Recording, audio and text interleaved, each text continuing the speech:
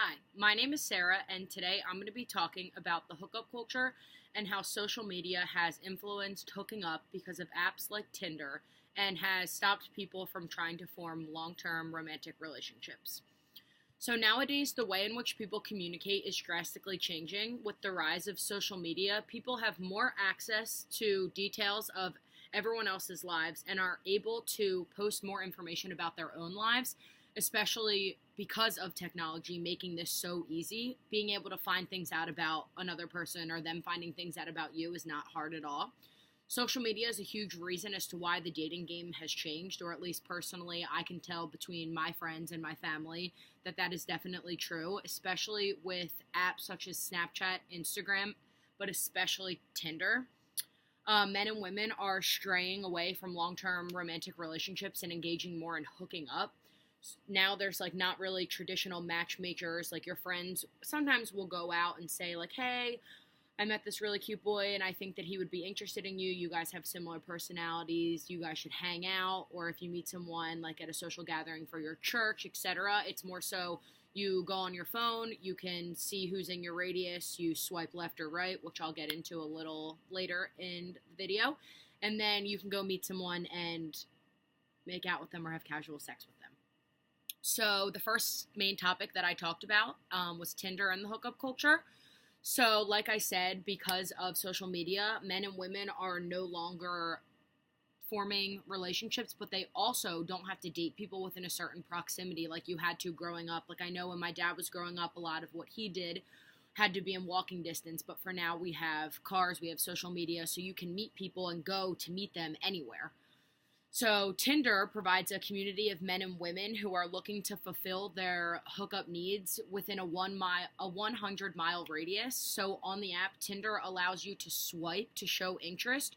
So you can swipe left, which shows that you're not interested in that person. And by interested, it basically means that they're just showing you profile pictures. They have a mini bio, and then it lets you, I think, add a couple of your favorite like songs or some fun facts about you, and you simply just like swipe through their 5 pictures that they can post, and then swipe left to see if you're interested or not interested, sorry, and then swipe right if you are interested.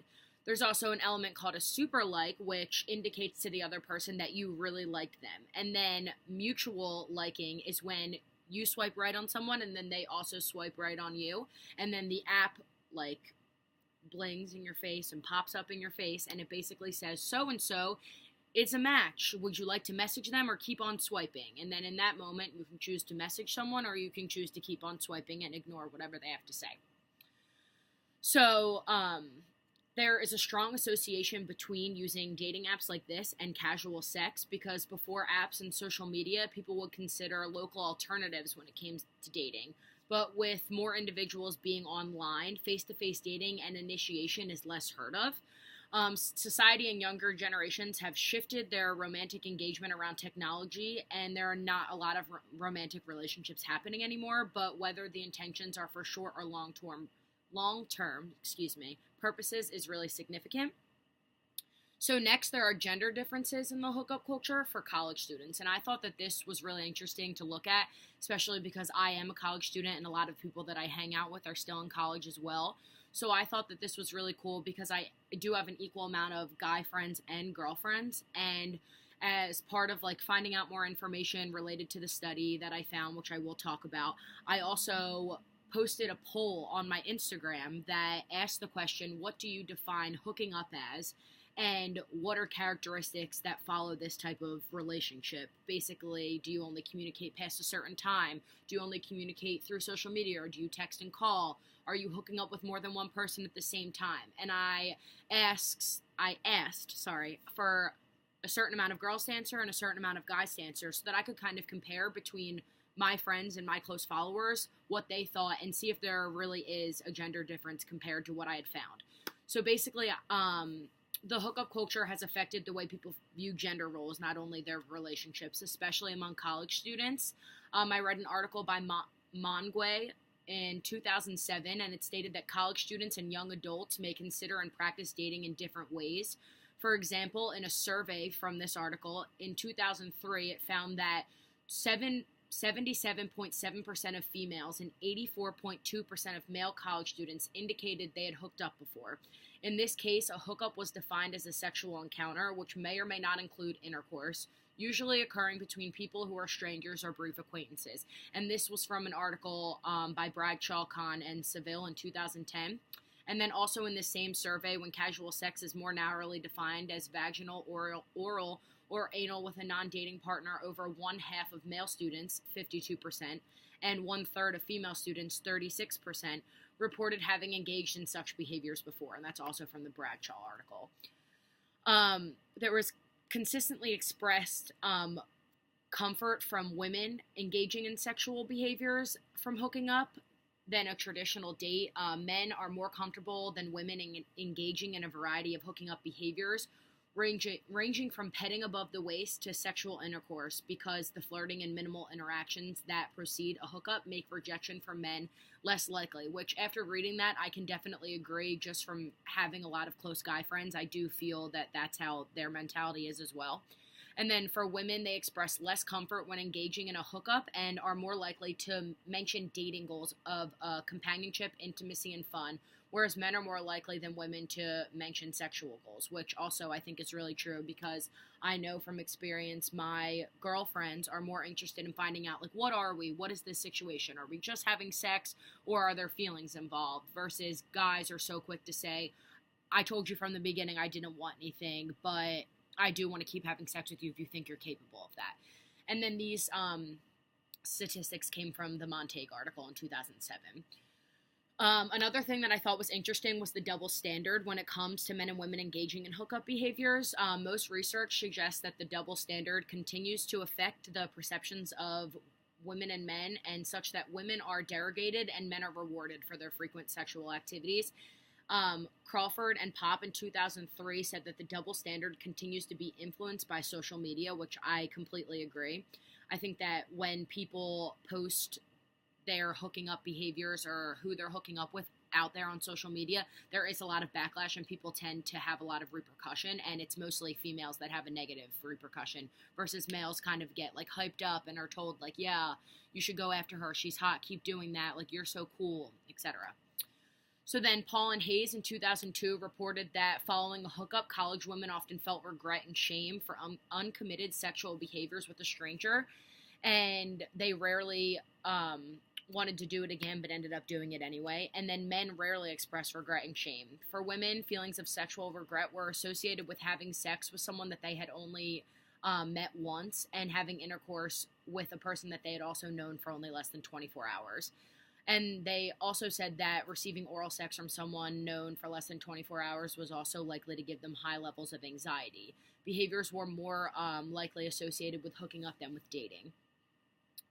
So knowing this information regarding Tinder, what it is and what it allows its users to do, as well as understanding the gender differences among the hookup culture, allows for everyone to piece together why this is a new way of dating. Personally, I think that there's more cons to it than there are pros, and I would like to know more about why it's becoming more popular and prevalent in today's society.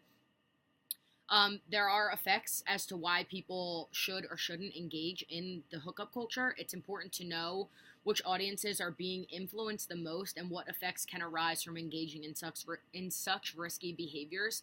It's also important to study why individuals are choosing to stray away from the formation of long-term relationships and find out what exactly it is about the hookup culture that is so inviting.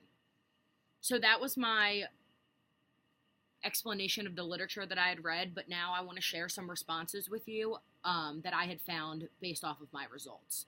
So first, I had about 18 people respond.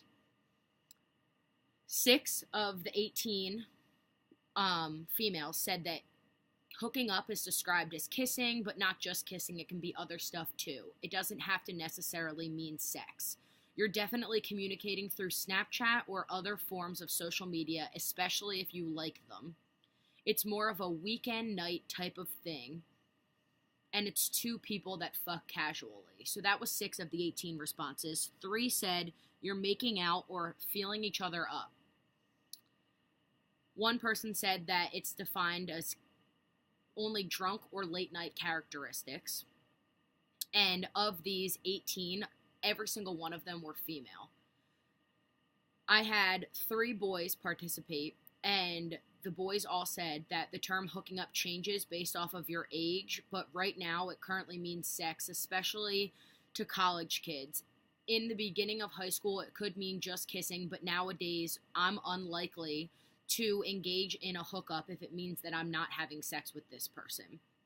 I also had another response from a male that said it's a split between being friends and being in a relationship. However, I think that it would be closer to a relationship because usually when people are hooking up, they text or Snapchat 24/7 like a girlfriend or boyfriend would, which I thought this response was really surprising because normally I never hear guys say anything like this, and I thought that this type of response was kind of interesting and classier at the same time because most of my guy friends are normally looking at a hookup as you're just having sex with a girl and then you're gonna probably only hit her up again if you want to have sex with her, or you're not gonna hit her up at all. So to have my one friend say that he thinks that it's closer to a relationship, I thought that was interesting. And then lastly, the last boy said that it's just hooking up and having sex, anything past a one night stand. But I don't really know. I'd text her multiple times a night depending on if I had anybody else to hook up with. And I think that that is a general assumption for a lot of people. I think that men are more likely to just text any girl that they know they can have sex with, and that entitles a hookup. It doesn't necessarily have to be a one night stand. So overall, I thought this project was really interesting, and I hope that you guys enjoyed my responses and my poll as much as I did. And I hope that you thought that the hookup culture was interesting to learn about because I definitely know that we are surrounded by it every day, and it's definitely good to learn more as to why it's becoming so popular. Thanks for watching.